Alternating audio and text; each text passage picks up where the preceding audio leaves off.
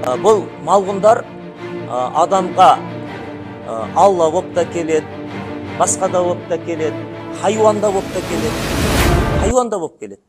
Пайғамбарымыз мысалы хадисі бар. Көбінесе жындар үйге не болып кіреді деген, жылан болып кіреді деген. Үйден жылан шықса, оны пайғамбарымыз 3-ке дейін деп ескертіңдер деп, енді ол 3 күн деп айтты ма, алды 3 мәрте ескерту деп айтты ма деп ғалымдардың арасы шамалы не келеді? Өйткені 3 күнге дейін оны күтіп жүрсек шағып алу мүмкін деген сияқтылды. 3 күнге дейін қалай оған не істейміз? Яғни 3 мәртеге дейін ескерту жасаңдар дегендей. Ана түсінеді дейді. Шығып кет, әйтпесе өлтірем. Шығып кет, әйтпесе өлтірем. Шығып кет, әйтпесе өлтірем. Шығып кетпесе, содан кейін барып өлтіресіз дейді. Ескертпей тұрып өлтірсеңіз, ол оның ана жыланның ішіндегі жынның әке шешесі бар, бауыр бар, ол келіп сізден өш алып, сізден өштенеді. Түсінікті ма? Жақында мынандай бір қызық не көрдім. Сирияда бір әнші әйел болған екен. Бар қазір. Сирия ма бір жерде. Сол басынан өткен оқиғаны айтып жатыр ғой. Тойда ән айтады ғой. Сөйтіп біреулер үлкен ақшаға айтып, тойға шақырды дейді. Сосын күтіп алып, машинамен алып кетіп, что-то басқа бір мидай далаға апарып. Барсақ үйлер, той басқарады, өлең айтады.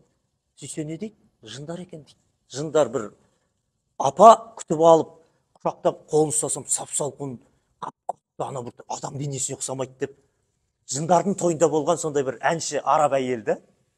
Оларда адамға, адам бейнесінде айтып отырмын ғой, ешкі болып та көрінеді. Кейбір кезінде болады, байқасаңыздар, кейбір ешкілер адам секілді күліп тұрғанын көрсеңіздер, оның ана ішінде жын екен.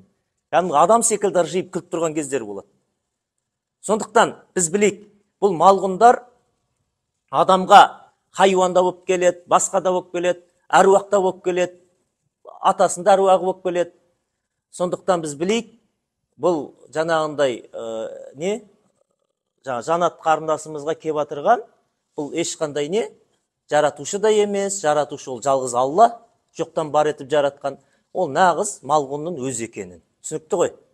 Мысалы, бір мысал айта кетейін, бұл ата болып келетіндігі, әруақ болып келетіндігі, енді атын айтпай қойын, бір елде ағамыз бар, сол кезінде оқиғасын айтып отыр, қалай намазға, оразаға, былайша айтқанда дінге қалай келгенін.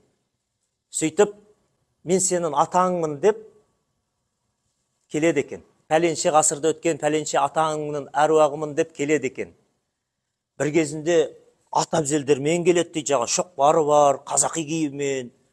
Сөйтіп, балам, сен намаз оқы деп намаз үйретеді дейді.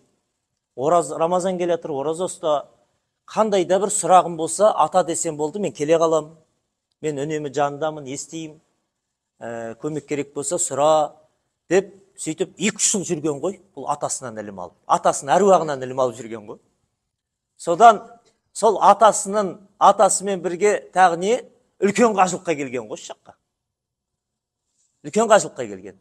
Сол үлкен қажылыққа келгенде бір имам жігіттен танысады, бірге болады, әңгімеден әңгіме шығып, кімнен ілім алатынын, атамның әруағынан ілім алам үйде отырып дейді, сұрағанын бәрін айтады, көмектеседі, бүйтеді, сөйтеді, әйтеуір сұрағанын бәрін айтады деп.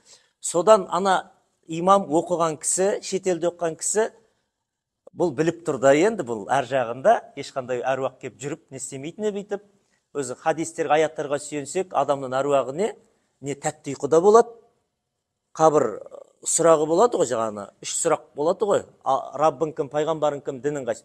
Соған жауап берген адам, бұл не істейді? Тәтті ұйқыда болады, қияметке дейін жауап бере алмаған адамды 2 періште келіп, мына құлақ шекеден темір балға деп айтылады, ол барзақ әлемінің темір балғасымен ұрады да тұрады, қияметке дейін ол шыңғырып азапталады, оның шыңғырған даусын адамдар мен жындар естімейді, қалған хайуанның бәрі естиді дейді. Сөйтіп, имам білет бұл аят хадистерді, әруақтар тұрып жүрмейтінін, адам ғой бүйтіп келмейтінін білет. Көрінсе түсінде көрінуі мүмкін, оның өзі Алланың қалауымен, Алла көрсеткісі келсе, мысалы. Сөйтіп, имам білет бұл аят хадистерді, әруақтар тұрып жүрмейтінін, адам ғой бүйтіп келмейтінін білет. Көрінсе түсінде көрінуі мүмкін, оның өзі Алланың қалауымен, Алла көрсеткісі келсе, мысалы. Сіздерге енді мына имам біліп қояды, бұны әруақ деп кеп, жын шайтан арбап жүрген.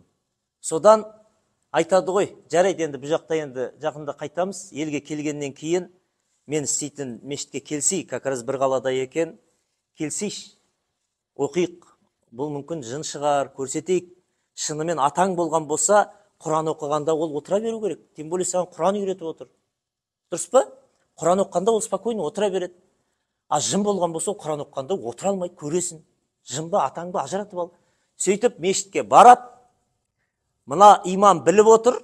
Бұл ана жын мына баласына кіретін болса, баласы деп отқанға. Ол аны күші көбейіп, жын кірсе адам күші көбейіп кетеді ғой. Мысырда көргенбіз, бір шәкіртімізге кіріп, екі баладан ұстап тұр ғой. Біреу жіберіп қалса, біреу бір қолмен 2-3 метрге бейді, лақтырып жіберді бір адамды. Ана ішіндегі жынның күштілігі. Аяқты екі адамнан ұстап тұр. Біреу жіберіп қалса, лақтырып жібереді 3 метрге стенаға. Ана ішіндегі жынның күштілігі да. Сөйтіп, ана жын кірсе, ойран топыраны шығаратын білет. Ол жамағаттың ішінде 7-8 спортсмен балалар бар екен. Соны шақырып қояды екен, дайын отырыңдаршы, страховкаға деп. Содан енді жаңағы ағамыздың әңгімесі отырады. Имам қарама-қарсы отырып, Құран оқи бастайды. Мына жағына келіп, атасы отырады. Атасы имамға көрінбейді. Мынаған ғана көрінеді, мына кісіге. Сөйтсе, ана мешітке барған өзінде де әрең апарыпты. Қайтесің балам, менен сұрай берсей. Мешітке апарғысы келмеген ғой. Сөйтіп болмай апарған ғой. Шынымен атам болсаң жүріңіз. Сөйтіп барып отырғызып қойған. Сөйтіп отырып ана имам Құран оқи бастағанда бұл мазасы кетті дейді. Балам, тыңдама бұны. Тұр, кеттік, тыңдама. Отырады. Бір кезінде алысқа кетіп қалады да бүйтіп. Жылдам ғой енді жындар. Имамға кеп жаған, өлтірем мен мынаны деп, жетіп кеп, анау имамның көрмей отырғанда жақсы негізі. Қорқып қалу мүмкін ғой. Жарты метр жерден кеп бара алмайды дейді. Құран оқып отыр. Аллах тағала өзі қорғап қояды ғой. Құран оқып, дінде жүрген адамдарға. Сөйтіп бара алмайды. Сөйтіп ашуланып ана имамға тиісе алмайтынын біліп, бұл келіп, мынау баласына бұлай кеп кіріп атқанын көреді де кейін есінен танып қалады. Ары қарай енді имамның әңгімесі. Қалай болғанын бұл есінен танып қалды, білмейді, жын кіргеннен кейін. Енді ары қарай имам жалғастырады. Жаңағы 8 15 жігітті 8 жаққа лақтырып дейді ғой. Ана мешіттің іші Шаулин сияқты болып кетті дейді. Аяқ қол жерге тимейді. Айналып жүріп келген ұшырады дейді жан жаққа. Күшінің көптігі. Сөйтіп 90 жылдардың аяқтары, анау 2000 жылдардың бастары мынандай кілем жоқ еді ғой кезінде. 4-4-4-4-ті үйге төсейтін кілемдер. Соны әйтеу аяқтан шалып, біреу аяғынан ұстап, біреуге құлатып, кілемге орап тастап, әрен істедік дейді ананы. Кілемге орап, үстінен отырып, басып отырып, Құранды оқып, ана жынды шығарған ғой, ана имам өзі жын шығарып оқитыны бар да. Кейіннен қайта келе береді екен, балам, тыңдама оларды, тыңдама. Сосын бұл кісі айтады екен, белгілі болды ғой, сен мен ешқандай атам әруақ емес екенсің, сен шайтансың ғой, сен белгілі болды ғой. Сөйтіп әңгімеден әңгіме кетіп, сен неге шайтан бола тұрып, маған намаз үйреттің, ораза үйреттің, қажылыққа баруға қажылықты үйретіп жүрсің, дінді неге үйретіп атсың десе, ана атасы айтады дейді. Сен өмір бойы намаз оқы, өмір бойы ораза тұт, өмір бойы құлшылық қыл. Сен Алладан емес, сен менен сұрап жатсың ғой деген.